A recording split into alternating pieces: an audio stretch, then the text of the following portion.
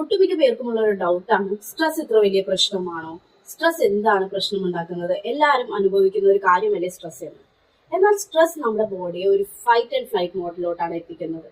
ദീർഘകാലം ഇത് കണ്ടിന്യൂ ചെയ്യുകയാണെങ്കിൽ നമുക്ക് cardiovascular diseases, hyper tension, heart diseases, cholesterol, ഇതിനെല്ലാം കാരണം സ്ട്രെസ്സായി മാറും.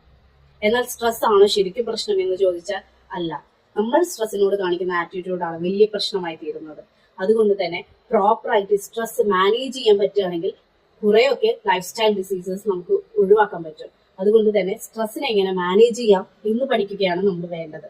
മൈൻഡ്ഫുൾനെസ്, യോഗ, മെഡിറ്റേഷൻ, അതുപോലെ തന്നെ കോഗ്നിറ്റീവ് ബിഹേവിയർ തെറാപ്പി എന്നിവയൊക്കെ നമ്മുടെ സ്ട്രെസ്സിനെ കുറച്ചും കൂടി പോസിറ്റീവായിട്ട് ഹാൻഡിൽ ചെയ്യാൻ നമ്മളെ ഹെൽപ്പ് ചെയ്യുന്ന കാര്യങ്ങളാണ്. അതുകൊണ്ട് തന്നെ നിങ്ങൾ സ്ട്രെസ് അനുഭവിക്കുന്ന ഒരാളാണെങ്കിൽ തീർച്ചയായും ഇതിൽ നിങ്ങൾക്ക് ഏതാണ് ഉചിതമായി തോന്നുന്നത് ആ ഒരു കൈൻഡ് ഓഫ് രീതിയിൽ നിങ്ങൾ സ്ട്രെസ്സിനെ മാനേജ് ചെയ്യാൻ ശ്രമിക്കണം.